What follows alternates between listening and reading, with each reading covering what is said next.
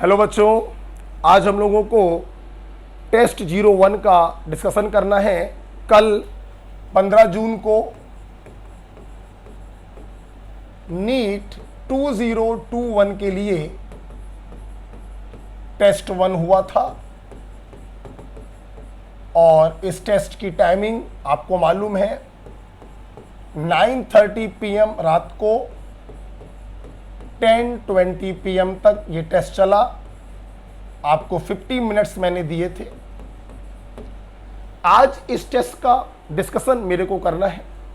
45 questions में से आपने 20 क्वेश्चंस मेरे से पूछे हैं। 1 बाय 1 मुझे उन 20 क्वेश्चन को डिस्कस करना है। डिस्कस करने से पहले दो बातें बताना चाहेंगे। YouTube चैनल में डिस्क्रिप्शन बॉक्स में आपको PDF फॉर्म में पेपर मिल जाएगा। आप चाहें तो पेपर का प्रिंट आउट निकाल सकते हैं। आपके मन में कोई क्वेरी है तो आप मुझे मेरे व्हाट्सएप नंबर पे मैसेज कर सकते हैं 8005386809। ओके, तो आइए बच्चों, बिना समय बर्बाद किए हुए चलते हैं। आपने सबसे पहले मुझसे पूछा है क्वेश्चन नंबर 1, ये आपके सामने है। आइए देखते हैं। बेटा, इन्होंने 18 ml वाटर के पास कितने इलेक्ट्रॉन होंगे ये पूछा है। आप लोगों ने मोल के 3 फार्मूले पढ़े होंगे, wait in gram upon atomic wait या मॉलिक्यूलर वेट। अगर किसी का नंबर दिया जाए तो डिवाइड कर देते हैं एवोगैड्रो नंबर से, और अगर गैस का वॉल्यूम दिया जाए तो डिवाइड कर देते हैं 22.4 से, अगर ये वॉल्यूम लीटर में है, या फिर 22,400 से अगर ये वॉल्यूम ml में। जानते हो बच्चों, ऊपर के जो 2 फार्मूले हैं ये तीनों स्टेट पर काम करते हैं, सॉलिड, लिक्विड और गैस पर, लेकिन लास्ट वाला जो फार्मूला है it works only for gas. अच्छा भाई, वाटर बच्चों लिक्विड होता है, तो लिक्विड का वॉल्यूम अगर आपको दिया जा रहा है तो उस वॉल्यूम को 22.4 से डिवाइड करके आप मोल्स में डायरेक्ट नहीं बदल सकते। हम लोग हमेशा लिक्विड के केस में इस्तेमाल करते हैं डेंसिटी वाला फार्मूला कि वॉल्यूम ऑफ लिक्विड बराबर mass of that liquid divided by density of that liquid. हमेशा लिक्विड को लेकर मोल कॉन्सेप्ट पर कोई भी क्वेश्चन पूछा जाए, कहीं ना कहीं बच्चों हमें इस फार्मूले का इस्तेमाल करना ही पड़ता है, राइट। आइए इस क्वेश्चन की पहले भूमिका बनाते हैं। आपको लिक्विड का वॉल्यूम दिया गया था 18 ml और आपसे नंबर ऑफ इलेक्ट्रॉन्स पूछे गए थे। लिक्विड के वॉल्यूम में लिक्विड की डेंसिटी से मल्टीप्लाई करेंगे, लिक्विड का मास आ जाएगा। लिक्विड के मास में लिक्विड के मॉलिक्यूलर वेट से डिवाइड करेंगे, लिक्विड का मोल्स आ जाएगा। लिक्विड के मोल्स में एवोगैड्रो नंबर से मल्टीप्लाई करेंगे, लिक्विड के नंबर ऑफ मॉलिक्यूल्स आ जाएंगे। और एक बार नंबर ऑफ मॉलिक्यूल्स आ गए तो इलेक्ट्रॉन निकालना चुटकी बजाने के बराबर है। एक मॉलिक्यूल के पास कितने इलेक्ट्रॉन्स होते हैं? समेशन ऑफ एटॉमिक नंबर के बराबर। तो इस नंबर को नंबर ऑफ लिक्विड मॉलिक्यूल्स में मल्टीप्लाई कर देंगे तो टोटल इलेक्ट्रॉनों का नंबर आ जाएगा। अगर आपको ये फ्रेम वर्क समझ में आया है तो आइए इस क्वेश्चन को सॉल्व करते हैं। मैं इसको हटाऊंगा, थ्योरी आपने देख ली है।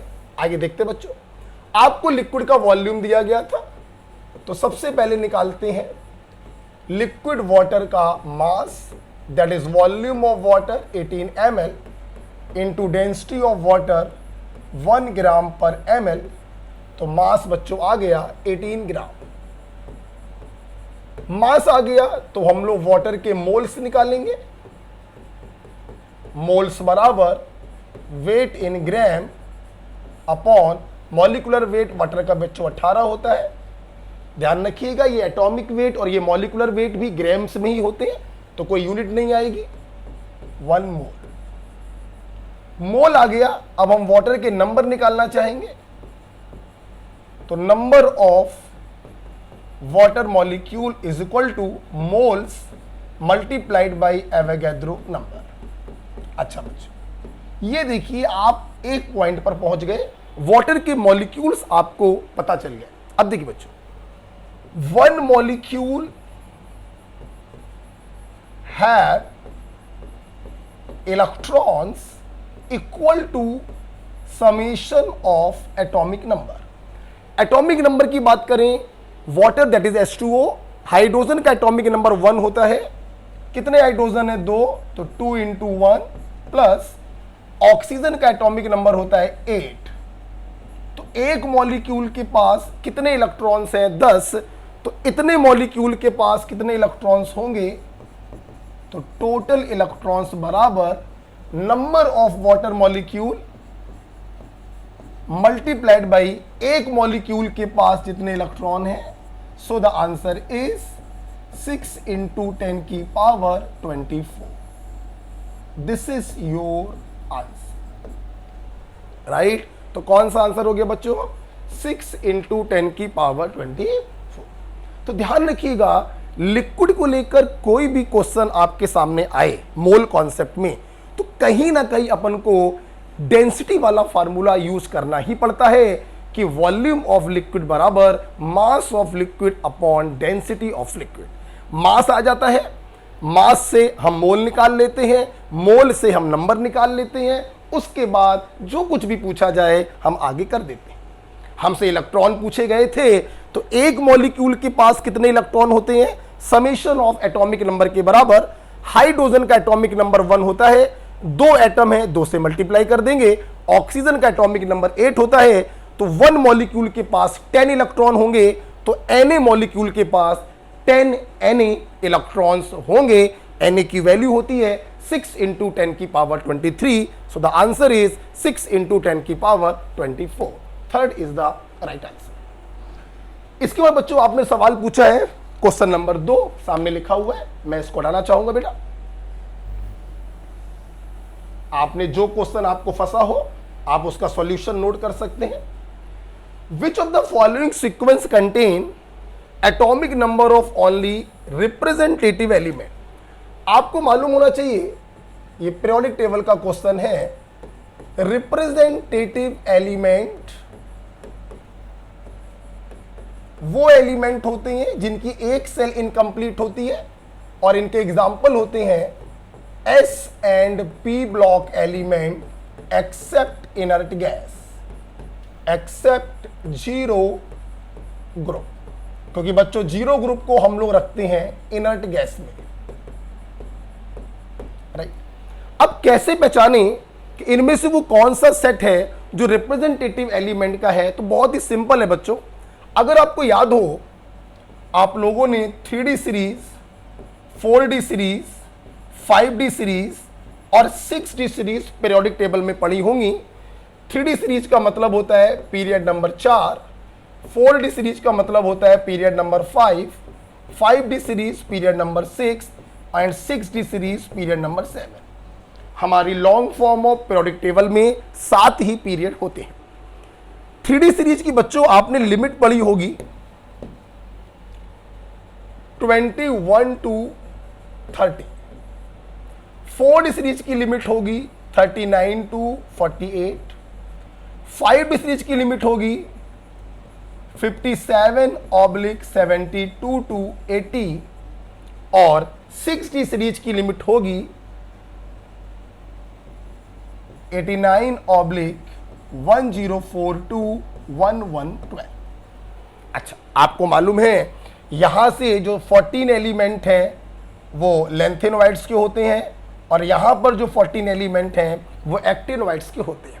अच्छा बच्चों, इसके पहले 2 ग्रुप होते हैं, सेकेंड ए और उसके पहले होता है बच्चों फर्स्ट ए, राइट। और इसके बाद 6 ग्रुप होते हैं पी ब्लॉक के, third A, fourth A, fifth A, sixth A, seventh A और जीरो ग्रुप। हमें रिप्रेजेंटेटिव एलिमेंट को ढूंढना है, तो ना तो अपन को इससे कोई मतलब है, इस सेक्शन से कोई मतलब नहीं है, और अपन को इस वाले से भी कोई मतलब नहीं। हमारे काम के कौन कौन से ग्रुप हैं? First A, second A, third A, fourth A, fifth A, sixth A, seventh A, ये हमारे काम के हैं। आइए 1 बाय 1 देखते हैं। सबसे पहले लिखा हुआ है 55। बच्चों 55 कहां होगा? 57 के पहले 56, 56 के पहले 55। हाँ भाई, ये हमारे काम का है, ये रिप्रेजेंटेटिव एलिमेंट है, ये हमारे काम का है। ओके भाई। 12 बच्चों सबको याद होता है, मैग्नीशियम का एटॉमिक नंबर होता है, मैग्नीशियम सेकेंडरी ग्रुप का है। हाँ भाई, ये भी हमारे काम का है, रिप्रेजेंटेटिव एलिमेंट है। 48 आपको दिखाई पड़ रहा है, this is cadmium, D block का एलिमेंट है, ये रिप्रेजेंटेटिव नहीं होगा, तो यहां पे कट लग गया। एक आदमी खराब आ गया तो पहला वाला ऑप्शन नहीं हो सकता। आगे जाकर अपना समय नष्ट मत करिए, आगे देखते हैं। 13 is the atomic number of aluminium. Lighter elements के एटॉमिक नंबर तो याद ही होते हैं। एल्यूमिनियम थर्ड ए ग्रुप का है, ये हमारे काम का है। 33 बच्चों कहां पर आएगा? 31, 32, 33 पी ब्लॉक में आ रहा है, ये भी हमारे काम का है। 54 बच्चों कहां आएगा? 48 में 6 जोड़ दीजिए तो ये आएगा 54, ये 0 ग्रुप का हो गया, ये गंदा आदमी है, ये हमारे काम का नहीं है, ये वाला ऑप्शन भी नहीं होगा। आगे बढ़ते हैं। 3 is the atomic number of lithium. Lithium first A का होता है, बिल्कुल सही है। 33 अभी आप लोगों ने देखा, third A, fourth A, fifth A में आएगा 33, ये भी हमारे काम का रिप्रेजेंटेटिव एलिमेंट है, ये भी होगा। 53 बच्चों कहां पर होगा? 53 होगा सेवेंथ ए ग्रुप में, ये भी हमारे काम का है, रिप्रेजेंटेटिव एलिमेंट होगा। बात करते हैं 87 की। आप देखिए 89, 88, 87 फर्स्ट ए ग्रुप का है, ये भी रिप्रेजेंटेटिव एलिमेंट होगा, ये भी हमारे काम का है। So the right answer is dear third. तो बहुत ही सिंपल तरीका मैं बच्चों को पीरियोडिक टेबल में बताता हूं, बस ये 4 सीरीज आपको मालूम होनी चाहिए, आप किसी भी क्वेश्चन का आंसर चुटकी बजाकर दे सकते हैं, राइट। जरूरी नहीं होता कि हर क्वेश्चन देखते ही आ जाए, कुछ क्वेश्चन 2 सेकंड में सॉल्व हो जाते हैं, तो कभी कभी कोई क्वेश्चन 1 मिनट का समय भी ले लेता है। ओके, हर क्वेश्चन को बच्चों 2 सेकंड 10 सेकंड में सॉल्व करने का प्रयास कभी नहीं करना चाहिए, राइट। चलिए, इसके बाद बच्चों आपने सवाल पूछा है, सवाल नंबर 5। आइए चलते हैं क्वेश्चन नंबर 5 की तरफ। यस, ये रहा क्वेश्चन नंबर 5। आइए भाई देखते हैं। Which among the following statement are correct? कौन सा स्टेटमेंट करेक्ट है? Carbon monoxide is a neutral. बच्चों आपको मालूम होना चाहिए, हमारे पास न्यूट्रल ऑक्साइड 4 होते हैं, CO, NO, N2O और F2O। मैं आपको बताना चाहूंगा, आल्दो इसको ऑक्साइड में लिखवा दिया है, बट इट इज फ्लोराइड। ये न्यूट्रल होता है, बट बच्चों ओके, बाकी तीनों ऑफ कोर्स ऑक्साइड है, ये फ्लोराइड है, लेकिन ये न्यूट्रल होता है। ध्यान रखिएगा, H2O जो है ये न्यूट्रल नहीं होता है, दिस इज एम्फीप्रोटिक। ये प्रोटॉन दे भी सकता है, प्रोटॉन ले भी सकता है, आप इसको एम्फोटेरिक भी बोल सकते हैं। तो ये रहा बच्चों न्यूट्रल ऑक्साइड। तो कार्बन मोनोऑक्साइड इज न्यूट्रल, बिल्कुल सही बात है। SO3 इज एसिडिक, बिल्कुल सही बात है। नॉन मेटल के ऑक्साइड एसिडिक होते हैं, non metal oxide are acidic. Metal oxide usually basic except amphoteric metal oxide, except amphoteric metal oxide। Metal oxide usually basic होते हैं, लेकिन एम्फोटेरिक मेटल के जो ऑक्साइड हैं वो एम्फोटेरिक होते हैं, जैसे एल्यूमिनियम, जिंक। आपको ट्रिक याद होगी, मैंने क्लास में बताई थी। आइए देखते हैं। तो पहला वाला बच्चों क्या हो गया? ये ट्रू हो गया। पोटेशियम ऑक्साइड इज बेसिक, बिल्कुल सही बात है। पोटेशियम मेटल होता है, बेसिक होगा। नाइट्रस ऑक्साइड इज एसिडिक, बच्चों आप जानते हैं इसी का नाम होता है nitrous oxide. This is nitrous oxide और ये न्यूट्रल होता है, इसलिए सेकंड वाला स्टेटमेंट जो है वो गलत हो गया, false. Aluminium and zinc oxide are amphoteric, बिल्कुल सही बात है। एल्यूमिनियम भी एम्फोटेरिक मेटल है, जिंक भी एम्फोटेरिक मेटल है, तो ये स्टेटमेंट भी सही होगा। Sulphur tri oxide is acidic, बिल्कुल सही बात है। Phosphorus penta oxide is basic, गलत बात है। Phosphorus is a non metal. अगर ये नॉन मेटल है तो फास्फोरस के जो भी ऑक्साइड होते हैं like P4O10, P4O6, they all are acidic, इसलिए ये वाला भी गलत हो गया। कार्बन डाइऑक्साइड इज न्यूट्रल, बिल्कुल गलत बात है। न्यूट्रल ऑक्साइड सिर्फ 4 होते हैं। कार्बन मोनोऑक्साइड न्यूट्रल है, कार्बन डाइऑक्साइड एसिडिक होता है, ये वाला भी गलत हो गया। आपको ट्रू स्टेटमेंट सर्च करने थे, तो कौन कौन से ट्रू हैं? पहला ट्रू है, तीसरा ट्रू है, आंसर क्या होगा? थर्ड होगा। पहला और तीसरा ट्रू है बच्चों, इसका आंसर होगा थर्ड। इसके बाद बेटा आपने पूछा है क्वेश्चन नंबर 9, कुछ लिखना चाहे आप लिख सकते हैं। ये फास्ट रिवीजन हो रहा है, क्वेश्चन के द्वारा आपको बेनिफिट मिलेगा इसका। तो न्यूट्रल ऑक्साइड 4 है, non metal oxide acidic, metal oxide basic except amphoteric metal, जिनके ऑक्साइड होते हैं amphoteric, like aluminium, like zinc, like beryllium. Okay, next चलते हैं आगे। इसके बाद आपने क्वेश्चन नंबर हमसे 9 पूछा है, तो आइए देखते हैं। क्वेश्चन नंबर 9 ये रहा आपके सामने। चल, क्या है भाई?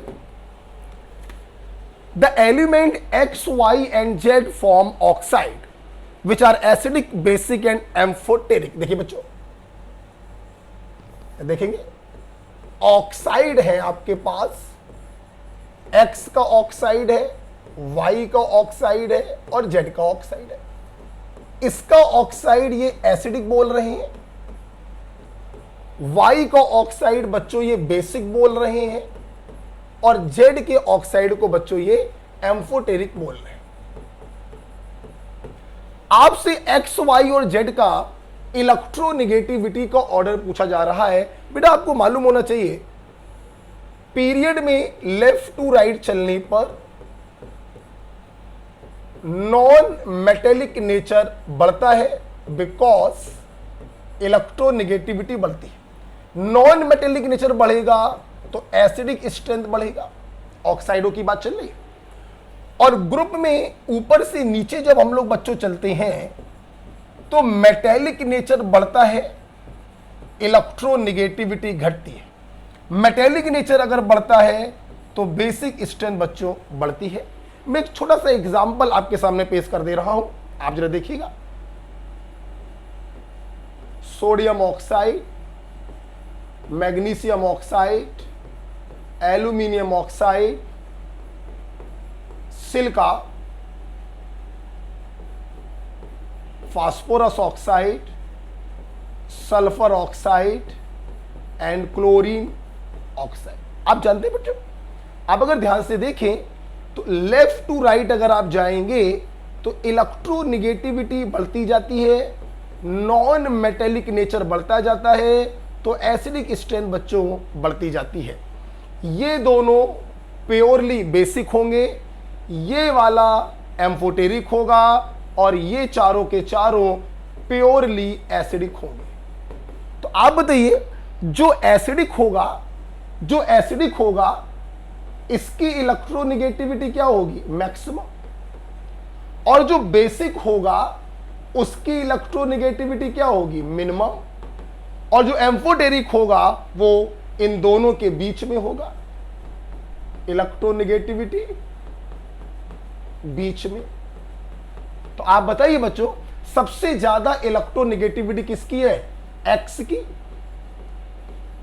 X से कम इलेक्ट्रोनेगेटिविटी Z की, और Z से कम इलेक्ट्रोनेगेटिविटी है Y की। So this is your answer. तो राइट आंसर हुआ X, Z and Y। Question number 9 हो गया। इसके बाद आपने पूछा है क्वेश्चन नंबर 11। आइए चलते हैं, कुछ लिखना हो आप लिख सकते हैं बेटा।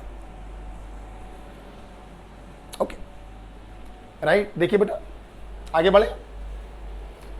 ये जो टेस्ट सीरीज चल रही है, हफ्ते में 2 टेस्ट बच्चों में ले रहा हूं, 4-4, 3-3 चैप्टर्स है।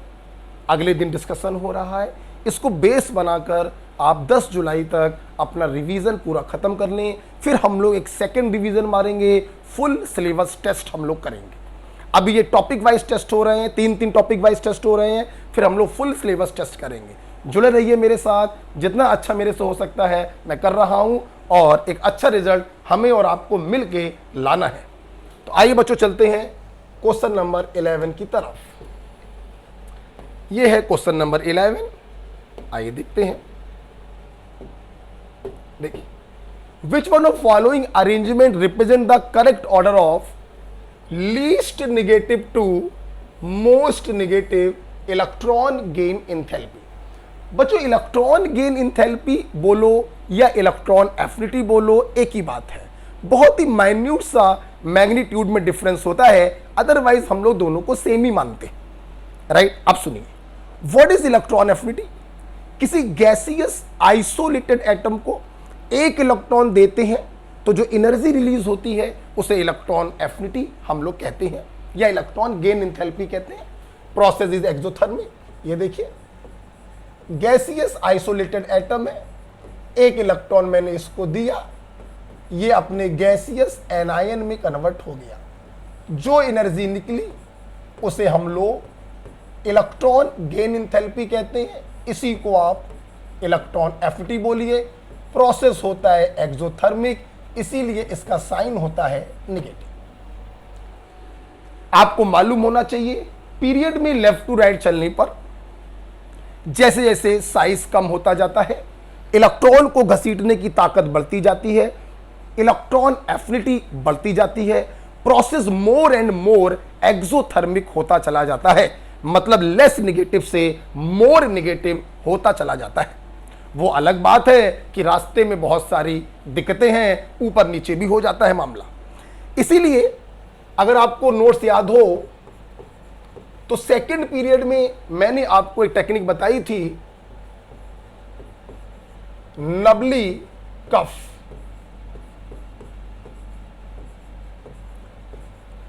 नबली कफ ध्यान रखिए, सेकेंड ग्रुप और जीरो ग्रुप की इलेक्ट्रॉन एफिनिटी ऑलमोस्ट जीरो होती है, इलेक्ट्रॉनों के प्रति फोर्स ऑफ अट्रैक्शन जीरो होता है। इसलिए इनमें जब इलेक्ट्रॉन हम लोग डालते हैं तो हमें एनर्जी देनी पड़ती है, प्रोसेस एंडोथर्मिक होता है।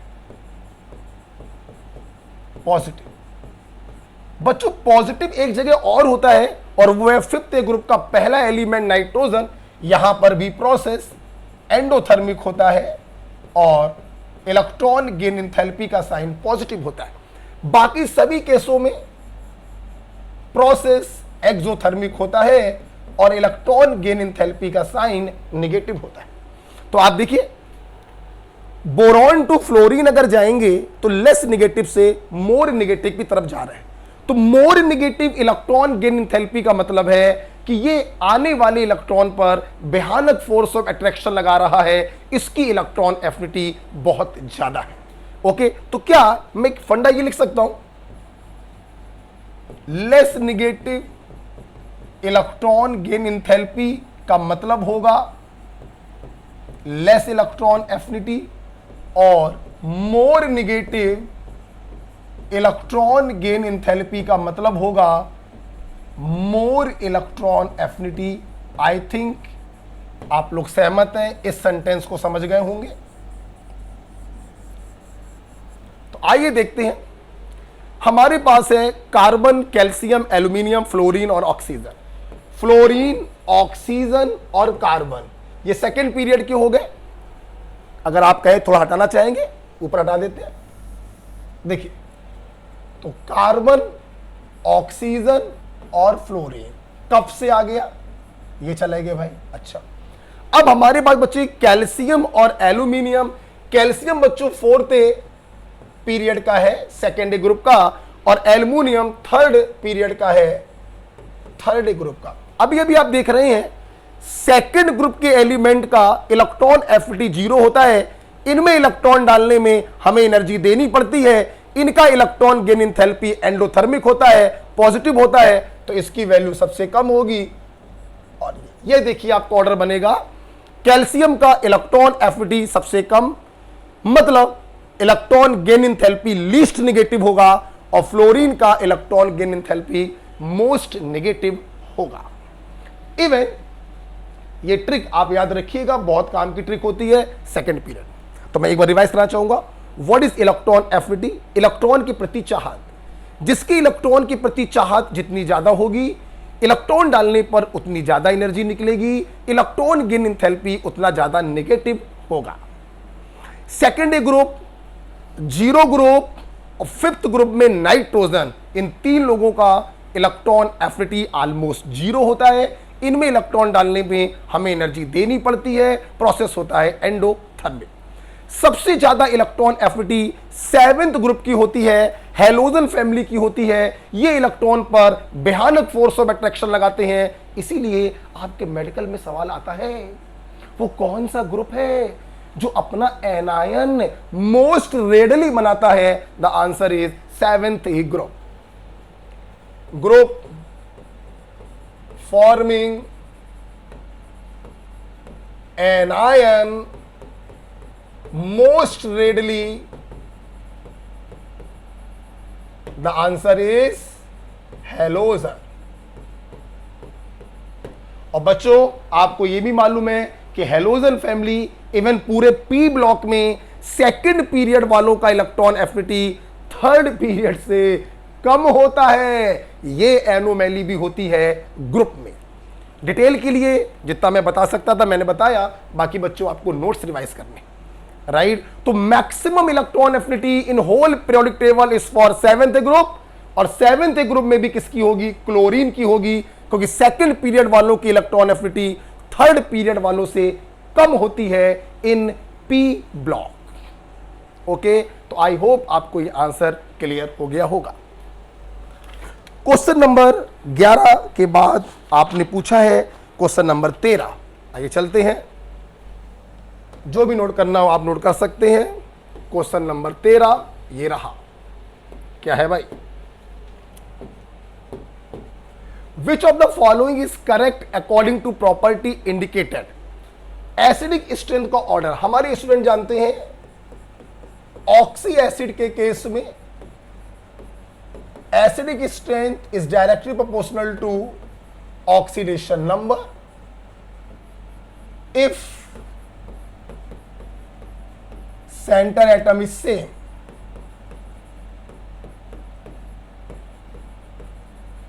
and acidic strength is directly proportional to electronegativity if center atom is different।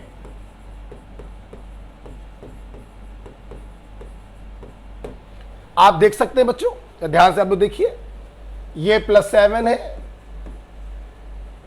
ये +5 है, ये +3 है और ये +1 है।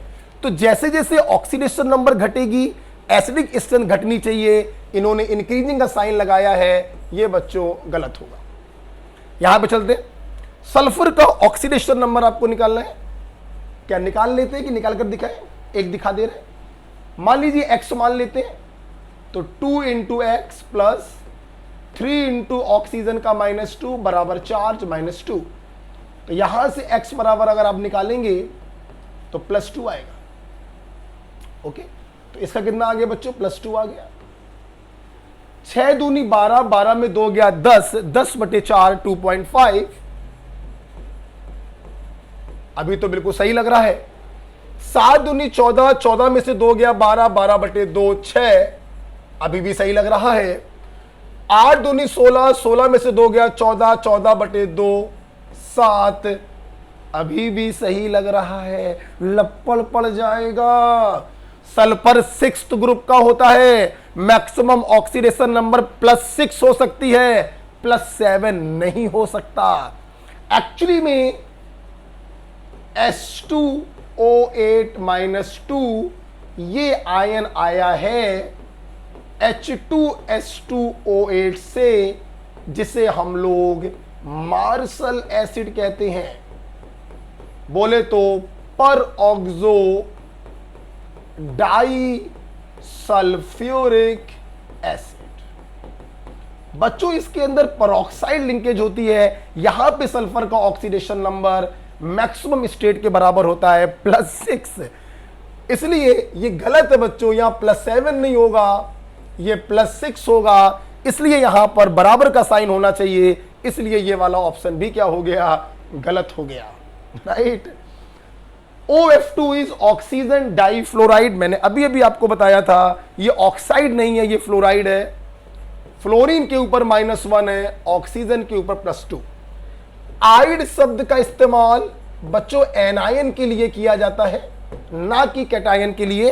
दिस इज ऑक्सीजन डाइफ्लोराइड, बिल्कुल सही लिखा हुआ है। तो आंसर बच्चों क्या होगा, थर्ड। जरा एक बार देख लूं येलो पेन आपको दिखाई पड़ रहा है कि नहीं। ओ सॉरी, येलो पेन आपको दिखाई नहीं पड़ रहा है व्हाइट के ऊपर। खैर मैंने बोला भी है, आगे से मैं नहीं लिखूंगा। तो ये ऑक्सीजन डाइफ्लोराइड है, थर्ड इज द बच्चों राइट आंसर। ओके, चलिए मार्शल एसिड का अगर स्ट्रक्चर आप बनाना चाहते हैं, मैं आपको बना के दिखा दे रहा हूं। +6 कैसे आती है, 2 सल्फर है, 1 ऑक्सीजन, 2 ऑक्सीजन, 3, 4, 5, 6, 2 बचे। बीच में हाइड्रोजन को रखते हैं ऑक्सीजन के साथ। केमिकल बॉन्डिंग में स्ट्रक्चर बनाना सिखाए हैं। आइए आप देख सकते हैं बच्चों, देखिए -2 +2 -1 +1 -2 +2 -1 +1 आप ऐड करेंगे तो ये +6 आएगा। उसी प्रकार से उसका भी +6 आएगा, राइट। चल, आफ्टर 13 आपने क्वेश्चन नंबर 15 मेरे से पूछा है। चलिए क्वेश्चन नंबर 15 देखते हैं क्या है। A radioactive substance 88X, X atomic number 88 है, एटॉमिक मास 228 है और ये सेकेंडरी ग्रुप का है। अच्छा भाई, इसने अपने अंदर से 3 अल्फा को निकाला है और 3 बीटा को निकाला है। इन्होंने पूछा जो नया एलिमेंट बच्चों बनेगा इसका ग्रुप नंबर क्या होगा। सबसे पहले मैं आपको बताना चाहता हूं 2 बातें। बात नंबर 1, पीरियोडिक टेबल में position of element is decided by atomic number, not bye atomic mass. इस क्वेश्चन में इस चीज का कोई यूज नहीं है, हमारा पूरा फोकस 88 पर होना चाहिए। बात नंबर 2, अल्फा पार्टिकल जब निकलता है तो एटॉमिक नंबर में 2 यूनिट की इंक्रीमेंट होता है, सॉरी 2 यूनिट का डिक्रीमेंट होता है और एटॉमिक मास में 4 यूनिट का डिक्रीमेंट होता है। बीटा पार्टिकल जब निकलता है तो एटॉमिक नंबर 1 यूनिट बढ़ जाता है, लेकिन एटॉमिक मास पर कोई फर्क नहीं पड़ता। ध्यान दीजिएगा, 1 अल्फा से एटॉमिक नंबर में 2 की कमी आएगी तो 3 अल्फा से एटॉमिक नंबर में 6 की कमी आएगी, 6 का डिक्रीमेंट। और 3 बीटा के निकलने पर एटॉमिक नंबर में 3 का इंक्रीमेंट होगा। तो यहां से हो रहा है एटॉमिक नंबर में 6 का डिक्रीमेंट, यहां से हो रहा है एटॉमिक नंबर में 3 का इंक्रीमेंट। तो ओवरऑल 3 का डिक्रीमेंट हुआ, तो इसका एटॉमिक नंबर आ गया 85। इसका कोई यूज नहीं है, फिर भी मैं कर दे रहा हूं। 1 अल्फा के निकलने से एटॉमिक मास में 4 की कमी आती है, 3 अल्फा के निकलने से एटॉमिक मास में 12 की कमी आएगी। बीटा के निकलने से एटॉमिक मास में कोई फर्क नहीं पड़ता, तो 228 से 12 को माइनस कर दीजिए, राइट। अब बच्चों आप बताइए, अभी थोड़ी देर पहले 3D 4D 5D सीरीज मैंने लिखी थी, सोच के बताइए 85 वाले का ग्रुप क्या होगा। 86 वाला 0 ग्रुप का होता है, तो 85 वाला 7th A ग्रुप का होगा। The right answer is 7th A group. This is the right answer, 7th A group. Okay, अच्छा क्वेश्चन है, ये आप लोग पढ़ते हैं फिजिक्स में under the heading group displacement law. Group displacement law, ध्यान रखिएगा। हमारे ग्रुप डिस्प्लेसमेंट लॉ में पूरा खेल एटॉमिक नंबर का होता है। अल्फा के निकलने से एटॉमिक नंबर में 2 की कमी आती है, एटॉमिक मास में 4 की कमी आती है। बीटा के निकलने से एटॉमिक नंबर में 1 का इंक्रीमेंट होता है, लेकिन एटॉमिक मास पे कोई फर्क नहीं पड़ता। This is group displacement law. कभी भी पीरियोडिक टेबल में पोजीशन देखनी हो, आप सिर्फ पकड़ा करिए एटॉमिक नंबर को, एटॉमिक मास का कोई रोल नहीं होता। 15 के बाद आपने क्वेश्चन नंबर हमसे 18 बच्चों पूछा है। आइए क्वेश्चन नंबर 18 की तरफ चलते हैं। ये रहा 18। क्या है भाई? How many primary carbon atom will be present in A simplest hydrocarbon. देखिए बच्चों, जब भी हाइड्रोकार्बन लिखा होता है तो हम लोग का फोकस होता है ओपन चेन हाइड्रोकार्बन पर। ओपन चेन हाइड्रोकार्बन में फोकस होता है, साइक्लिक पे मत जाइए, फिर वहां पे एग्जामिनर एलिसाइक्लिक वर्ड का इस्तेमाल करेगा। Having 2 tertiary and 1 secondary. Okay भाई, देखते हैं। Just a minute.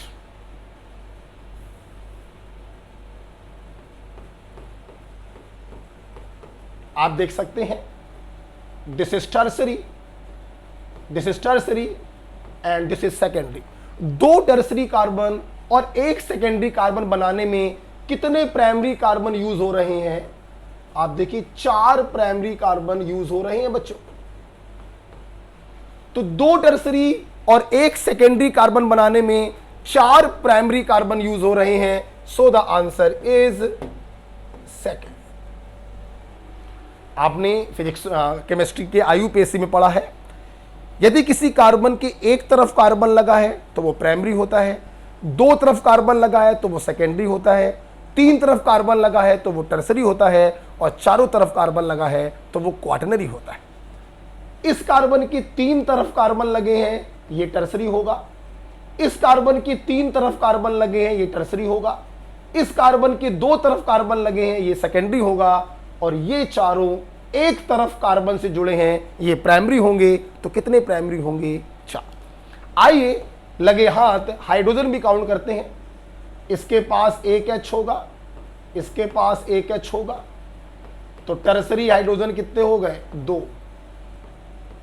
इसके पास 2 H होंगे, तो सेकेंडरी हाइड्रोजन कितने हो गए? 2। 3 H 3 H 3 H 3 H, तो प्राइमरी हाइड्रोजन कितने हो गए? 3 चौको 12 12। ओके बच्चों, क्वेश्चन नंबर 18 में टाइप्स ऑफ कार्बन एटम मैंने आपको सिखा दिया। अगला सवाल आपने पूछा है क्वेश्चन नंबर 22। क्वेश्चन नंबर 22 जरा देखते हैं। आइए देखिए, when a metal is burned in air.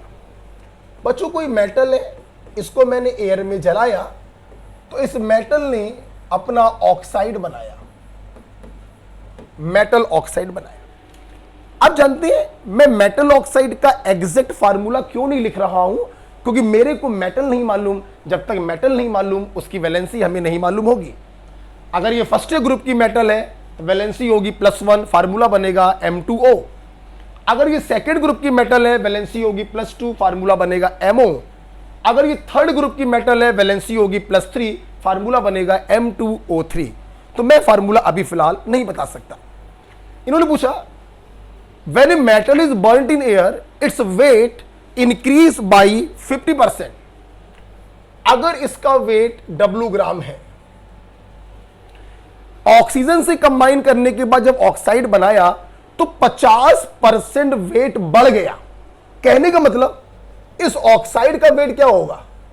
Metal का वेट तो है ही, प्लस इस वेट का 50% बढ़ा दो। मतलब इस मेटल ऑक्साइड का वेट बच्चों कितना आएगा? 1.5 W। अगर मेटल का वेट है W ग्राम तो मेटल ऑक्साइड का वेट होगा 1.5 ग्राम। इस वेट का 50% बढ़ा दीजिए तो मेटल ऑक्साइड का वेट आ गया। सवाल बच्चों ये है कि आखिरकार इसका वेट क्यों बढ़ गया? द आंसर इज ऑक्सीजन के जुड़ने के कारण। तो अगर मैं आपसे पूछूं कि यहां पर ऑक्सीजन का वेट कितना होगा, तो टोटल वेट से मेटल के वेट को माइनस कर दें तो ऑक्सीजन का वेट आ जाएगा 0.5 W ग्राम। बस बेटा यही हमारा काम था। अब आपको इस मेटल का इक्विवेलेंट वेट बताना है। आपको मालूम है इक्विवेलेंट वेट किसी सब्सटेंस का वो वेट होता है जो 8 ग्राम ऑक्सीजन से कंबाइन करता है या उसको डिस्प्लेस करता है। साफ साफ दिखाई पड़ रहा है 0.5 डब्ल्यू ग्राम ऑक्सीजन कंबाइन कर रहा है डब्ल्यू ग्राम मेटल से। तो 8 ग्राम ऑक्सीजन कंबाइन करेगा इतने ग्राम मेटल से और यही वेट कहलाएगा इक्विवेलेंट वेट ऑफ मेटल। आप सॉल्व कर लीजिए, W से W कट जाएगा, आंसर आपका आएगा 16 आंसर आएगा। Yes, so the right answer is 16। What is the equivalent weight? किसी सब्सटेंस का वो वेट जो 1 ग्राम हाइड्रोजन से या 8 ग्राम ऑक्सीजन से या 35.5 ग्राम क्लोरीन से कंबाइन कर रहा हो या उसको डिस्प्लेस कर रहा हो, उसी वेट को उसका इक्विवेलेंट वेट कहते हैं। यह ऑक्सीजन पर बेस्ड क्वेश्चन था। 0.5 डब्ल्यू ग्राम ऑक्सीजन कंबाइन कर रहा है डब्ल्यू ग्राम मेटल से, तो 8 ग्राम ऑक्सीजन कंबाइन करेगा इतने ग्राम मेटल से, यही हो जाएगा इसका इक्विवेलेंट वेट। आप सॉल्व कर लीजिए, इसको 16 आएगा। कितना आएगा? 16। Okay, so this is question number 22। इसके बाद बच्चों आपने क्वेश्चन नंबर 23 भी पूछा है, मैं उसको हटाना चाहूंगा। ओके, आइए, क्वेश्चन के द्वारा रिवीजन का यह तरीका बहुत ही अच्छा है, क्योंकि हमारे एग्जाम में बच्चों क्वेश्चन ही आने। ए compound of phosphorus and chlorine, एक कंपाउंड है जो फास्फोरस से बना है और क्लोरीन से बना है। फास्फोरस है 10.33 ग्राम और क्लोरीन है 35.5 ग्राम। आपसे इस कंपाउंड का सिंपलेस्ट फार्मूला पूछा जा रहा। बेटा याद करिए हमारे नोट्स। आपको मालूम है कंपाउंड के अंदर जो एटम्स होते हैं वो अपने मोलर रेशियो में होते हैं, ना कि वेट रेशियो में। फॉर एग्जाम्पल मान लीजिए, छोड़ दीजिए इसको जरा, आपके पास H2। ये H2O का मतलब क्या है? H2O का मतलब ये है कि 1 मोल water have 2 mole hydrogen atom and 1 mole oxygen atom. ध्यान रखिए बच्चों, किसी मॉलिक्यूल के अंदर जो एटम्स होते हैं वो अपने मोल के रेशियो में होते हैं, वेट के रेशियो में नहीं होते। 1 मोल वाटर के अंदर 2 मोल हाइड्रोजन एटम है और 1 मोल ऑक्सीजन एटम है। इसलिए हमारा कर्तव्य होगा कि इन वेट को इनके एटॉमिक वेट से डिवाइड करके हम इनके ग्राम एटम में बदल दें। एटम ऑफ मोल को ग्राम एटम कहते हैं। फॉर इट डेट आपको हमसे जो नोट्स है देखना पड़ेगा। डिवाइड करिए, एटम का मोल आएगा जिसे आप ग्राम एटम कह सकते हैं। कितने बार जाएगा? 0.33। इसके मोल देखिए, मोल बोलिए या ग्राम एटम बोलिए, 1 आएगा। मैं इसको रब कर दे रहा हूं, समझाने के लिए था। फार्मूला क्या बन गया? P के ग्राम एटम है 0.33 और Cl के ग्राम एटम है 1। आपको मालूम है according to Dalton's atomic theory atom को डिवाइड नहीं किया जा सकता, इसलिए कभी भी एटम को दशमलव में नहीं लिखते हैं, हमें इसको होल नंबर में बदलना पड़ेगा। 3 से मल्टीप्लाई यहां करिए, 3 से मल्टीप्लाई यहां करिए। The formula is PCl3। तो आंसर बच्चों क्या होगा? सेकंड। बहुत ही प्यारा सवाल आपके नीट के लिए। किसी कंपाउंड के अंदर जो एटम्स होते हैं वो अपने मोलर रेशियो में होते हैं, मोल के रेशियो में होते हैं, ग्राम एटम के रेशियो में होते हैं। ग्राम एटम कैसे निकालते हैं? वेट में एटॉमिक वेट से डिवाइड करेंगे तो एटम का मोल आएगा और एटम के मोल को हम ग्राम एटम कहते हैं। ये रहा आपका आंसर। 23 के बाद आपने बच्चों सवाल नंबर हमसे 27 पूछा है, आइए देखते हैं।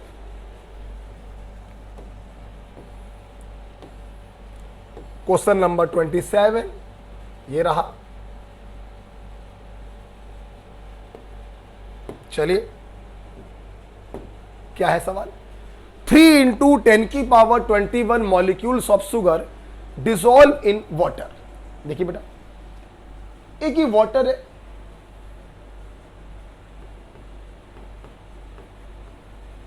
$50 ml। हमने इसमें शुगर डिसॉल्व किया 3 × 10⁻21 मॉलिक्यूल। अच्छा, this solution is further diluted till final volume become 2 litre. हमने क्या किया, इसमें ऊपर से पानी डाला, हमने इसमें ऊपर से पानी और डाला, तो पानी डालने पर क्या हुआ, इसका वॉल्यूम 50 से हटकर 2 लीटर हो गया। एक्चुअली बच्चों आप बेफालतू में इसमें वॉल्यूम मेट्रिक का कॉन्सेप्ट लगा रहे होंगे कि N1 N2 बराबर N1 V1 अपॉन V2। सच्चाई तो ये है, कुछ नहीं करना था। ये जो 50 ml आपको वॉल्यूम दिया गया था, ये यूजलेस वॉल्यूम दिया गया था, क्योंकि इसी बर्तन में आपने ऊपर से पानी और डाला है, तो मॉलिक्यूल्स के नंबर पर तो कोई फर्क नहीं पड़ेगा। जब मॉलिक्यूल के नंबर पे फर्क नहीं पड़ेगा तो मोल्स पे कोई फर्क नहीं पड़ेगा। और यही वॉल्यूम कितना हो गया बढ़कर 2 लीटर हो गया। तो सिंपल हमें मोलैरिटी निकालनी थी। मोलैरिटी बराबर moles of solute upon volume of solution in litre. आपको नंबर दिया गया, अभी अभी आपने देखा था, नंबर को मोल में बदलने के लिए हम लोग एवोगैड्रो नंबर से मल्टीप्लाई करते हैं अपॉन वॉल्यूम कितना हो गया है, 2 लीटर हो गया है। आप सॉल्व कर लीजिए बच्चों, कितना आएगा, ये से ये कटेगा, ऊपर बचेगा 10⁻⁻2 और 3 2 6 अपॉन 4 आ गया। तो सॉल्व करेंगे, 4 दूनी 8, 4 पंचे 20। The answer is 2.5 into 10⁻³ 4। Right. तो एक्चुअली में आप लोग इस 50 ml को लेके कंफ्यूज हो रहे हैं। चलिए, जिस प्रकार से आपने इस सवाल को सोचा है, चलिए वैसे इस सवाल को करके देखते हैं। मैंने तो इस सवाल को समझ लिया कि 50 ml का कोई यूज ही नहीं, क्योंकि उसी बर्तन में आपने पानी डाल दिया है, तो इसके मोल्स पे तो कोई फर्क पड़ना ही नहीं। तो वो वाले मोल्स लीजिए और ये वाला वॉल्यूम लीजिए, डिवाइड करिए, मोलैरिटी निकाल दीजिए। ये काटेंगे 10⁻² बचेगा, 3 2 6, तो 10⁻² अपॉन 4, 4 दूनी 8, 4 पंचे 20। This is the answer. चलिए जैसे आप लोगों ने सोचा वैसे करके देखते हैं। करें, चलो इसको हटा रहे हैं। अब जैसे आप लोगों ने सोचा वैसे करते हैं। मेरे ख्याल से आपने सोचा होगा कि भाई ये 50 ml है, फिर आपने क्या किया, इसमें पानी डाला, तो आपने एक दूसरा बीकर बनाया, वॉल्यूम कर दिया 2 लीटर, और यहां पे मोलैरिटी निकालनी है। आप लोगों ने क्या किया होगा, पहले यहां पर मोलैरिटी निकाली होगी, moles upon volume in ml करेंगे, तो 1000 से मल्टीप्लाई करेंगे। चलिए अच्छे से कर दें, कहीं आप कंफ्यूज ना हो जाए। ये मोल्स आ गए upon volume in ml into 1000। ये आपने मोलैरिटी निकाली होगी। फिर आपने क्या किया होगा, आपने फंडा लगा दिया होगा, M2 बराबर M1 V1 अपॉन V2 कर देखिए वही आ जाएगा। M1 की जगह पे आपने ये रखा,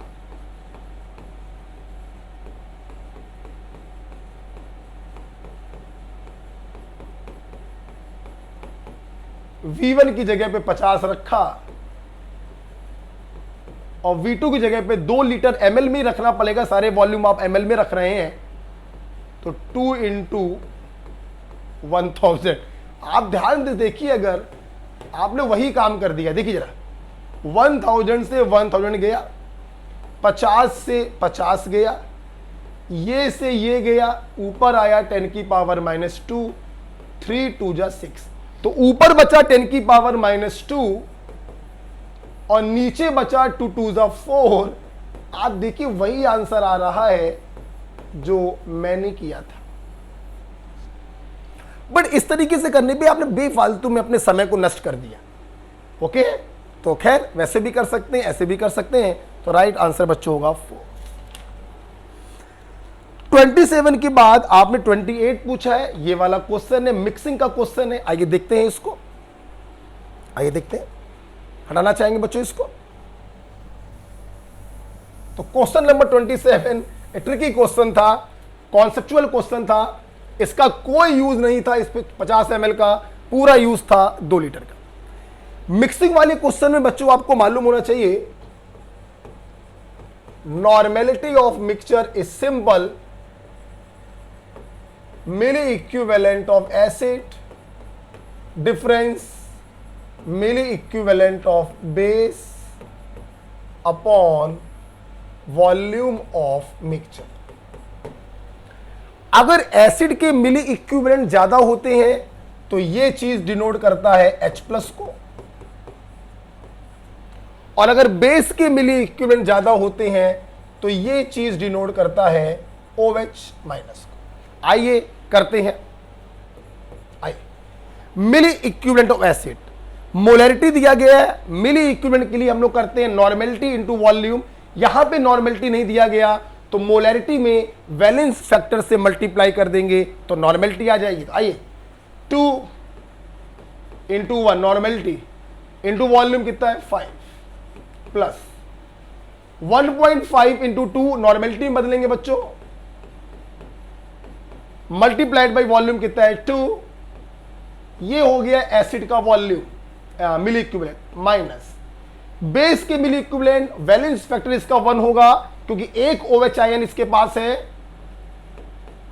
2.5 इंटू 1 वॉल्यूम कितना है 2 डिवाइडेड बाई टोटल वॉल्यूम 5 2 7 और 2 9। आप अगर ध्यान से देखें ये वैल्यू कितनी आ रही है 10, ये वैल्यू कितनी आ रही है 6 और ये वैल्यू कितनी आ रही है 5। तो इसमें कोई शक नहीं है, एसिड के मिली इक्विवेलेंट ज्यादा है तो ये चीज H+ की कंसंट्रेशन को डिनोट करेगा 16 minus 5/9, it is 11/9। This is your answer 11/9। Okay, देख लेते हैं 11/9 आएगा। अगर मैं उसको कट करूंगा तो सोल्यूशन चला जाएगा। लास्ट में ऑप्शन दिया गया है 11/9, तो इसका आंसर होगा 11/9 नॉर्मल। ओके बेटा, तो मिक्सिंग का केस आपने लगाया, मिली equivalent of acid difference milli equivalent of base upon volume of mixture. Acid के मिली इक्विवेलेंट अगर ज्यादा है तो ये डिनोट करेगा H+ को, बेस के मिली इक्विवेलेंट अगर ज्यादा होंगे तो ये डिनोट करता है OH- को। इस क्वेश्चन में एसिड के मिली इक्विवेलेंट 16 हैं, बेस के 5 हैं, इसलिए ये H+ को डिनोट करेगा। Answer is 11/9। कौन सा आंसर सही होगा आप देख सकते हैं, 11/9 third is the right answer. Okay बच्चों, इसके बाद आपने हमसे पूछा है क्वेश्चन नंबर 31। ये रहा क्वेश्चन नंबर 31। आइए देखते हैं बच्चों, ये थ्योरेटिकल क्वेश्चन है, एनसीईआरटी से मैंने बनाया था। A pure substance which contains only one type of atom is called an element. बिल्कुल सही बात है, एलिमेंट और कंपाउंड को हम लोग प्योर सब्सटेंस में रखते हैं। एलिमेंट के अंदर सेम टाइप के पार्टिकल्स होते हैं और कंपाउंड के अंदर डिफरेंट टाइप्स के पार्टिकल होते हैं। ओके, H2O ये कंपाउंड है having two types of different particle, but HO, H2, O2 ये एलिमेंट है having same type of particle. Okay, तो पहला वाला जो स्टेटमेंट है बच्चों वो ट्रू हो गया। थ्योरेटिकल क्वेश्चन है, नोट्स देखिए सब लिखवाया है। ए compound can not be separated into its constituent by physical method. बिल्कुल सही बात है बच्चों। वाटर एक कंपाउंड, आप इसको कितना भी गर्म करें, सॉलिड से लिक्विड में बदलने, लिक्विड से वेपर में बदल जाएगा।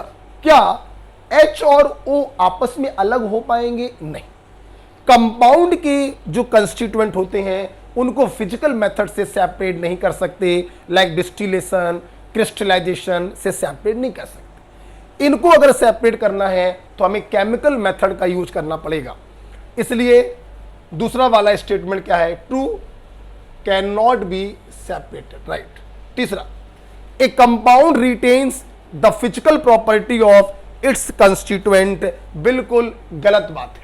आप जानते हैं वाटर के अंदर, तीसरा वाला गलत है, हाइड्रोजन है, ऑक्सीजन है। Hydrogen is highly inflammable gas and oxygen is supporter of fire. लेकिन आपको मालूम है water is used as fire extinguisher. तो ये चीख चीख कर कह रहा है कि कंपाउंड जो होते हैं वो अपने कंस्टिट्यूएंट की फिजिकल प्रॉपर्टी को रिटेन नहीं करते। हां, कंपाउंड जिन जिन एलिमेंट से मिलकर बनता है प्रॉपर्टी इंटायरली बदल जाती है। ये दोनों आग लगाने का काम कर रहे हैं जबकि ये आग बुझाने का काम कर रहा है। तीसरा वाला गलत हो गया। The ratio of atoms of different element in A compound is fix. बिल्कुल सही बात है। देखिए बच्चों, H2 वाटर, आप नल का पानी लें, आप तालाब का पानी लें, या आप वाटर को हाइड्रोजन और ऑक्सीजन की रिएक्शन से बनाएं, वाटर के अंदर 2 मोल हाइड्रोजन एटम और 1 मोल ऑक्सीजन एटम हमेशा रहेगा। इनका मोलर रेशियो हमेशा होगा 2:1। इसलिए किसी कंपाउंड में जो एलिमेंट्स होते हैं वो फिक्स मोलर रेशियो में होते हैं, राइट। तो चौथा वाला भी क्या है? सही। इनकरेक्ट पूछा था, इनकरेक्ट सिर्फ कौन सा है? तीसरा वाला सिर्फ इनकरेक्ट है, सो ओनली थर्ड, राइट। बच्चों इसके बाद आपने क्वेश्चन नंबर 33 हमसे पूछा है। चलते हैं 33 की तरफ। आइए बेटा, what is the volume in liter of 10 की power -4 molar KMnO4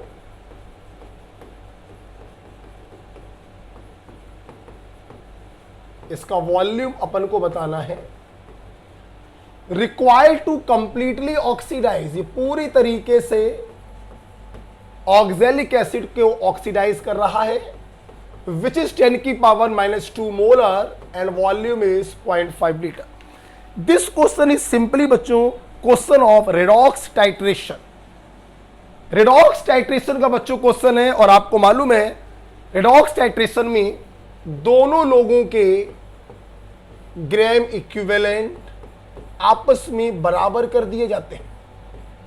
gram equivalent बोले तो normality into volume in litre. अगर मोलरिटी दी गई है तो वैलेंस फैक्टर से मल्टीप्लाई करके उसको नॉर्मेलिटी में बदलेंगे, तो नॉर्मेलिटी इसकी हो जाएगी 10 की power -4 into valence factor 5। KMnO4 का वैलेंस फैक्टर बच्चों याद होना चाहिए, ट्रिक आपको मालूम होगी, बना 135 फॉर KMnO4। एसिडिक मीडियम में वैलेंस फैक्टर 5 होता है, न्यूट्रल मीडियम में 3 होता है, बेसिक मीडियम में 1 होता है, और मैं यहां पे स्टार लगाता हूं। इस स्टार का मतलब क्या है ये आपको मालूम होगा, मैं नहीं बताऊंगा, राइट। तो एसिडिक मीडियम में वैलेंस फैक्टर होगा 5, ये नॉर्मेलिटी आ गई, normality into volume in litre, gram equivalent आ गया। इसकी मोलैरिटी दी गई है, वैलेंस फैक्टर से मल्टीप्लाई करना है। ध्यान दीजिए बच्चों, इसका वैलेंस फैक्टर रिप्लेसेबल हाइड्रोजनों की संख्या नहीं होगा, ये ऑक्सीडाइजिंग एजेंट है, तो ये बच्चों होगा रेड्यूसिंग एजेंट। और रेड्यूसिंग एजेंट का वैलेंस फैक्टर होता है चेंज इन ऑक्सीडेशन नंबर पर मोल ऑफ कंपाउंड। आपको ये सोचना पड़ेगा कि oxidizing agent convert oxalic acid to carbon dioxide +3 से +4, तो इसका वैलेंस फैक्टर बच्चों होगा, एक का चेंज आ रहा है एक एटम के लिए, कितने एटम है कार्बन के 2, तो वैलेंस फैक्टर होगा 2, राइट, मल्टीप्लाइड बाय वॉल्यूम 0.5। 3 से 4 में जा रहा, सिंपल चेंज आया एक का, इसके 1 मोल में 2 एटम है, तो 2 एटम के लिए चेंज आएगा 2 का, तो वैलेंस फैक्टर बच्चों हो गया 2। सॉल्व कर लीजिए, 5 दूनी 10, ये तो बेकार हो गया। वॉल्यूम आ गया 10⁻⁻2 अपॉन 5 इंटू 10⁻⁻4, ऊपर जाएगा 100 आएगा, इट इज 20 लीटर। ओके, तो 20 लीटर KMnO4 ऑक्सीडाइज कर देगा 0.5 लीटर ऑक्सैलिक एसिड को, सो the answer is 4। Gram equivalent कैसे निकालते हैं? Normality into volume in litre. अगर मोलैरिटी दिया जाए तो वैलेंस फैक्टर से मल्टीप्लाई करके उसको नॉर्मेलिटी में बदल लेते हैं। यहां पर इसका वैलेंस फैक्टर रिप्लेसेबल हाइड्रोजनों की संख्या नहीं होगा, क्योंकि यहां पर ये एसिड नहीं है, रेड्यूसिंग एजेंट है, और रेड्यूसिंग एजेंट का वैलेंस फैक्टर होता है चेंज इन ऑक्सीडेशन नंबर पर मोल ऑफ कंपाउंड। +3 से +4 में जा रहा, सिंपल चेंज आया 1 का, 1 मोल में कार्बन के 2 एटम है, तो 1 मोल के लिए चेंज आया, simple change into 2, the answer is 2। यहां पे रख दीजिए, सॉल्व करिए, वॉल्यूम आ गया। क्वेश्चन नंबर 33 के बाद आपने क्वेश्चन नंबर 34 पूछा है, इसको हटाना पड़ेगा बच्चों, हटा दे, आइए बेटा। क्वेश्चन नंबर 34,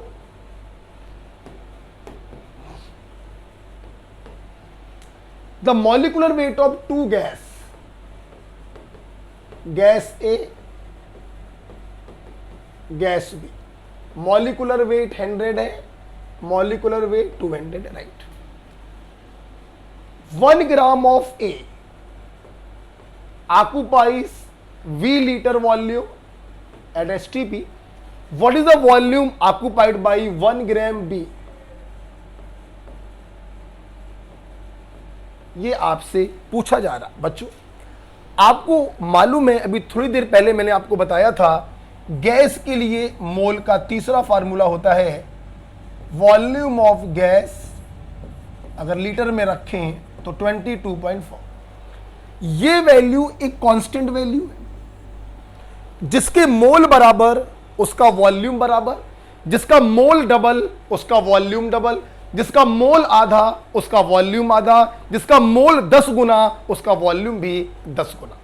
कुछ मत करिए, इनके ये जो वेट दिए गए हैं, इनमें इनके मॉलिक्यूलर वेट से डिवाइड करके आप मोल निकाल लीजिए, और इसमें डिवाइड करके आप इसके मोल निकाल लीजिए। पूरा सभी लोगों को दिखाई पड़ रहा होगा कि गैस बी के जो मोल हैं वो गैस ए से आधे हैं, जस्ट हाफ। आप देखिए, this value can be written as like this. तो ये किसके मोल हैं?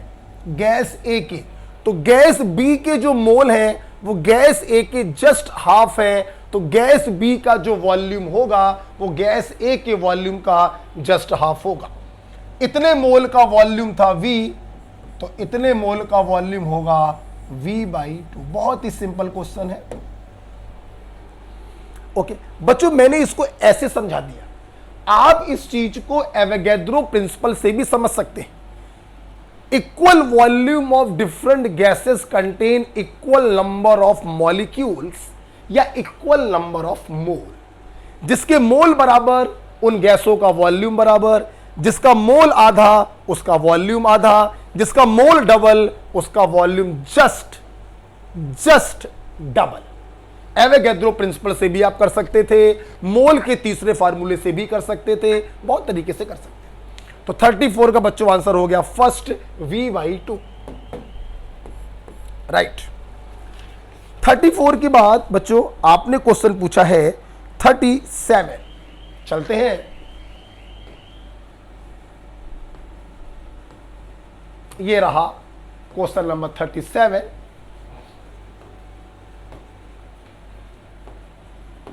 देखिए, how many grams of calcium oxide are required to neutralize 852 grams of P4O10।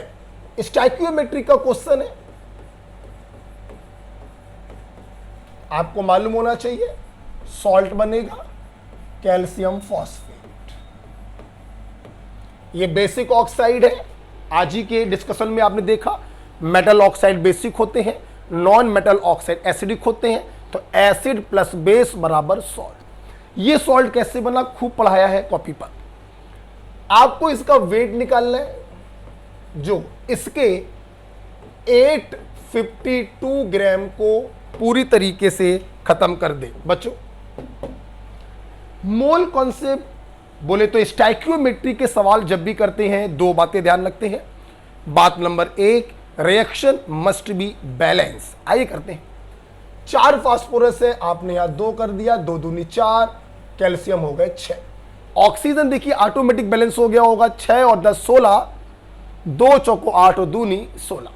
अब क्या करिए, जब रिएक्टेंट का डिस्कशन चलता है तो लिमिटिंग रिएजेंट निकालने की जरूरत नहीं होती, दोनों ही लिमिटिंग रिएजेंट हैं। आप इसके बीच में लगा दीजिए पोरवाल्ट्रिक CN रूल।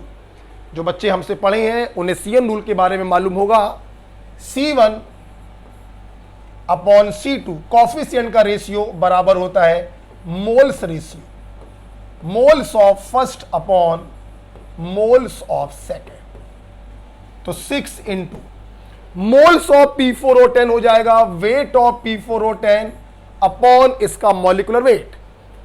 31 होता है बच्चों फास्फोरस का, तो 31 इंटू 4 ये, और 16 into 10 284, 1 into moles of calcium oxide weight दिया है अपॉन मॉलिक्यूलर वेट 40 और 16 56। तो यहां से बच्चों आपको सॉल्व करना है।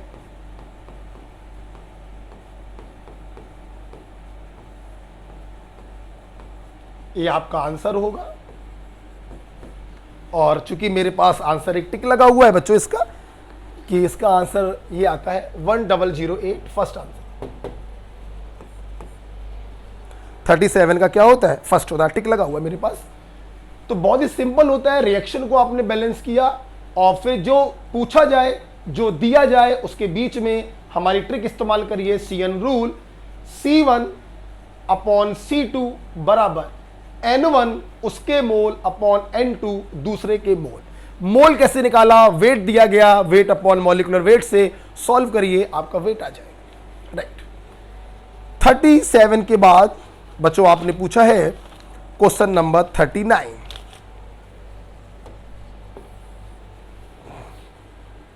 आइए,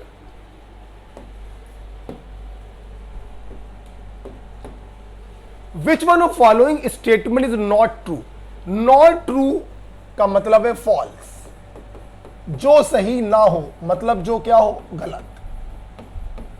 आइए देखते हैं। Variable valencies are shown by transition element, बिल्कुल सही बात है। डी ब्लॉक के जो मेंबर्स होते हैं वो वेरिएबल वैलेंसी शो करते हैं। एग्जांपल के तौर पर Fe+2 भी होता है, Fe+3 भी होता है। Next, electrons inter into 3D orbital in the first series of transition element. बच्चों, आपको मालूम है डी ब्लॉक चौथे पीरियड से चालू होता है, और चौथे पीरियड को 3D सीरीज क्यों कहते हैं? अरे मेरे भाई, इसीलिए तो कहते हैं क्योंकि चौथे पीरियड में जो डी ब्लॉक के मेंबर्स होते हैं उनमें 3D की फिलिंग करी जाती है। तो ये वाला भी ट्रू। पांचवें पीरियड के डी ब्लॉक को 4D सीरीज क्यों कहा जाता है? क्योंकि पांचवें पीरियड में जितने भी डी ब्लॉक के एलिमेंट होते हैं उनमें 4D की फिलिंग होती है, 4D 1 to 10। छठवें पीरियड में जितने भी डी ब्लॉक होते हैं उनको 5D सीरीज क्यों कहते हैं? क्योंकि छठवें पीरियड में जितने भी डी ब्लॉक के एलिमेंट हैं उनमें 5D की फिलिंग होती है, 5D 1 से लेकर 5D 10 तक। इसलिए बच्चों दूसरा वाला भी क्या है? सही है। तीसरा देखिए, electropositive character decreases in lanthanide element because of lanthanoid contraction. बिल्कुल आपको मालूम है लेंथेनॉइड का मतलब है 4F सीरीज। लाहौर से प्रमोद, निधि, पम्मी, सम्मी यूरोप गए, टीबी हुई, डाई कर गए, यार आए, टीम आई, अब लुढ़का दो। आपको मालूम है इस लेंथेनॉइड कॉन्ट्रैक्शन के कारण इलेक्ट्रोपॉजिटिव कैरेक्टर घटता जाता है। लेंथेनम मोस्ट इलेक्ट्रोपॉजिटिव होगा और ल्यूटीशियम लीस्ट इलेक्ट्रोपॉजिटिव होगा। The reason is lanthanoid contraction which is due to poor shielding effect of 4F electrons. Shielding effect बहुत कम होता है। शिल्डिंग इफेक्ट बहुत कम होगा तो न्यूक्लियस का force of attraction valence shell पर बहुत ज्यादा होगा, अंदर आ जाएगा, साइज भी क्या हो जाता है? कम हो जाता है। इसलिए इलेक्ट्रोपॉजिटिव कैरेक्टर क्या हो जाएगा? कम हो जाएगा।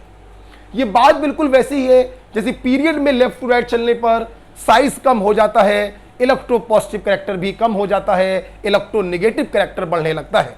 यहां पर भी साइज घट रहा है due to poor shielding effect, strong force of attraction, size घट रहा है, इलेक्ट्रोनेगेटिविटी बढ़ेगा, इलेक्ट्रोपॉजिटिविटी घटेगा। इसलिए तीसरा वाला भी क्या लग रहा है बच्चों? ट्रू। तो कोई भी गलत ऑप्शन नहीं है। आप क्या टिक करेंगे? फोर्थ। सारे ट्रू हैं। आपसे फॉल्स पूछा गया था, सारे ट्रू हैं, आप टिक करेंगे फोर्थ। ओके बेटा। 39 के बाद आपने हमसे पूछा है बच्चों 43 वाला। आइए चलते हैं 43 की तरफ चलते हैं। देखिए बेटा 43 चलते हैं। 43 वाला क्या है बच्चों? देखते हैं।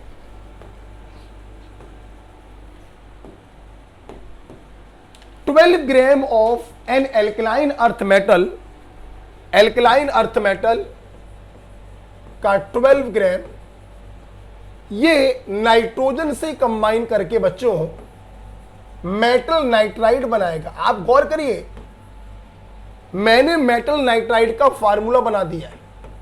क्यों बना दिया है? क्योंकि हमें मालूम है ये सेकेंड ग्रुप का मेंबर है, इसकी वैलेंसी होगी +2।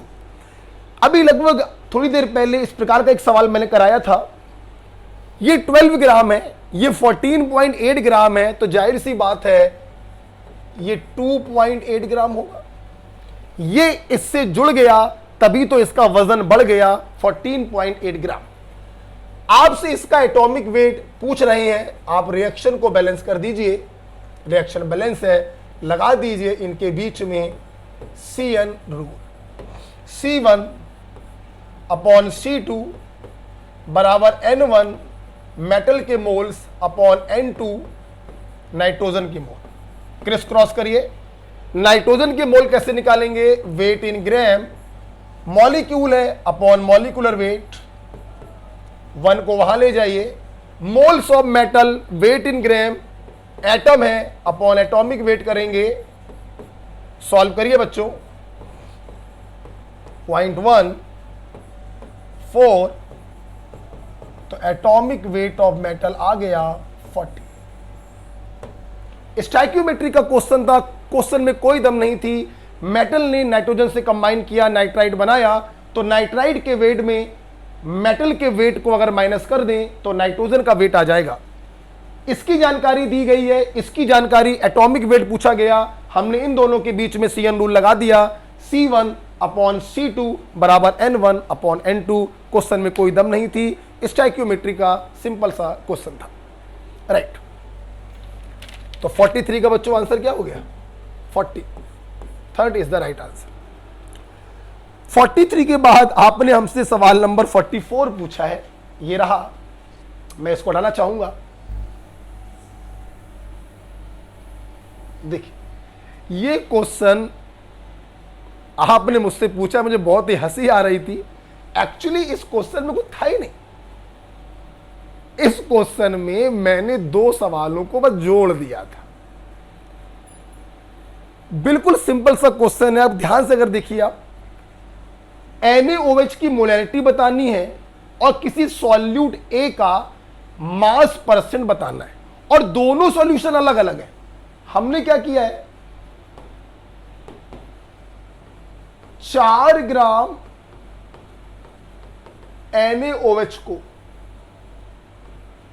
डिसॉल्व किया है 250 ml सॉल्यूशन में। एक सवाल ये है, और दूसरा सवाल बच्चों ये है कि मैंने 2 ग्राम A को डिसॉल्व किया है 18 ग्राम वाटर में। यहां पर मुझे सॉल्यूशन की मोलैरिटी बतानी थी, और यहां पे मुझे A का परसेंट वेट बाई वेट बताना। 2 अलग अलग क्वेश्चन थे, कोई दम नहीं थी। आप देखिए, मोलैरिटी बराबर moles of solute upon volume in litre. अगर आप वॉल्यूम को ml में रखेंगे तो 1000 से मल्टीप्लाई करें। वेट दिया गया, मोल्स कैसे निकालेंगे? पहला वाला फार्मूला, मोल बराबर weight upon molecular weight, 23 plus 16 plus 140, volume in ml 250 into 1000, 25 चौको 100। मोलैरिटी आ गई 0.4, कुछ नहीं था, 0.4 सेकेंड होगा या फिर फोर्थ होगा। यहां पे परसेंट बाई वेट, परसेंट का बच्चों मतलब होता है 100 में कितना। आप देखिए ना, 2 ग्राम सॉल्यूट है, 18 ग्राम सॉल्वेंट है, तो सॉल्यूशन का वेट कितना हो गया? सॉल्यूशन का वेट हो गया 20 ग्राम। देखिए 20 ग्राम सॉल्यूशन में 2 ग्राम सॉल्यूट है। परसेंट का मतलब होता है 100 में कितना।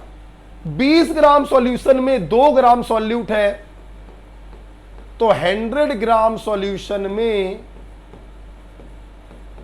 कितने ग्राम सॉल्यूट होगा? The answer is 10 gram. This is percentage weight by weight.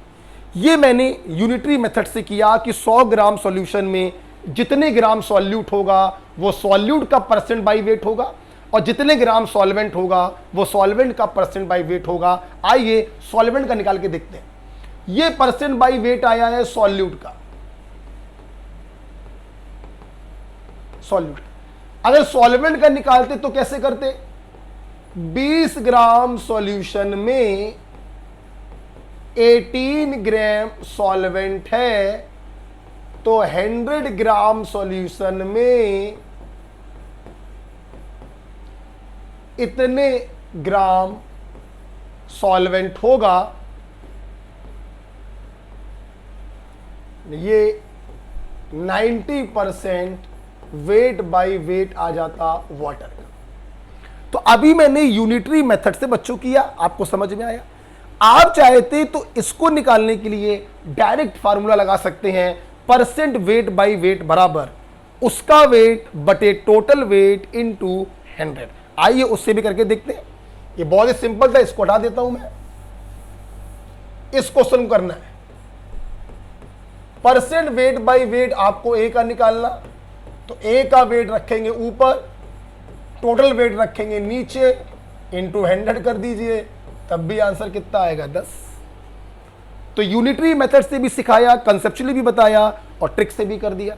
मान लीजिए आपको परसेंट बाय वेट सॉल्वेंट का निकाला जाए, तो सॉल्वेंट का वेट ऊपर रखेंगे, टोटल वेट नीचे रखेंगे, मल्टीप्लाइड बाय 100 कर देंगे। Okay, so the answer is dear, second is the answer, 0.4 molar and 10%। बच्चों 44 के बाद आपका लास्ट क्वेश्चन आपने पूछा है 45 वाला, आप स्क्रीनशॉट ले लीजिएगा, लिख लीजिएगा। This is the last question 45। आइए देखते क्या इडियोमेट्री का ये क्वेश्चन है। 40 मिलीलीटर ऑफ सीओ, मिलीलीटर का मतलब ml, CO is a gas, mix with 100 ml of O2,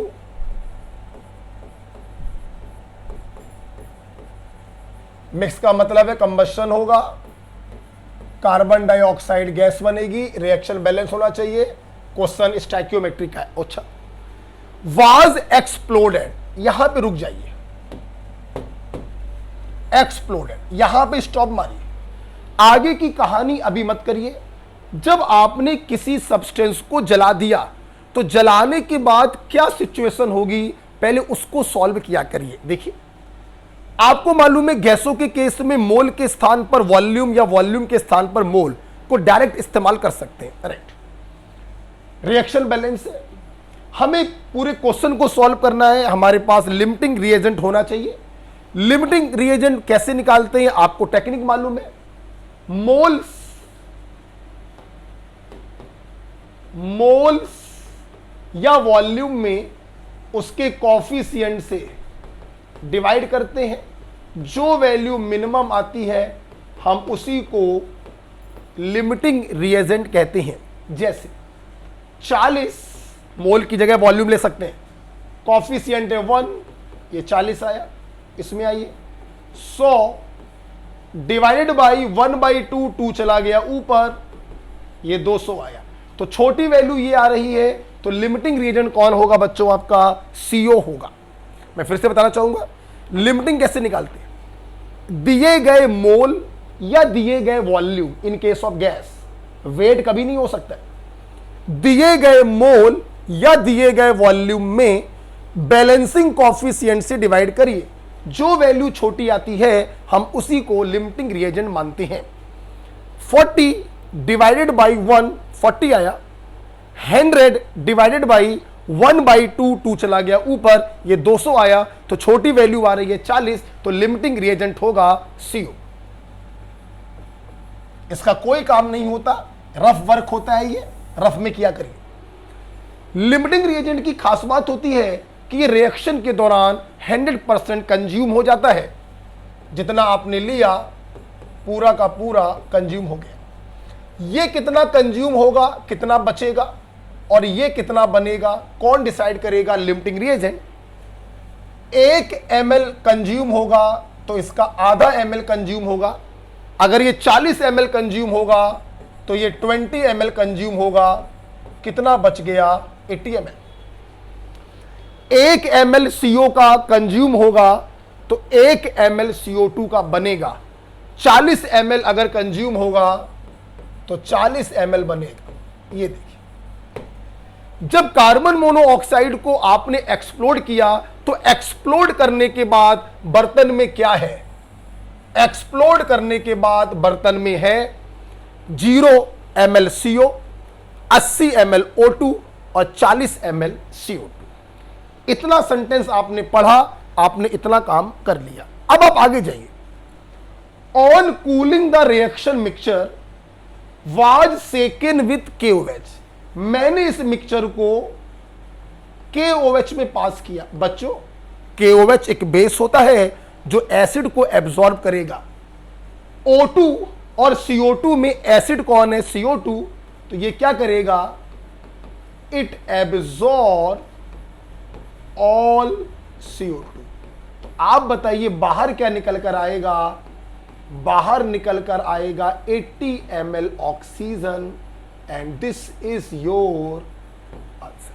तो क्वेश्चन यही पूछ रहा है, what volume of the gas is left. CO को खत्म कर दिया था O2 ने और CO2 को खत्म कर दिया था KOH ने, तो बचा क्या, 80 ml ऑक्सीजन। तो the answer is first 80 ml oxygen. Right, I hope आपको ये डिस्कशन अच्छा लगा होगा। मिलते हैं हम लोग फिर से फ्राइडे को टेस्ट होगा रात के 9:30 से 10:20 तक, और सैटरडे को शाम को इसका डिस्कशन आपको मिलेगा। ओके बच्चों, थैंक यू।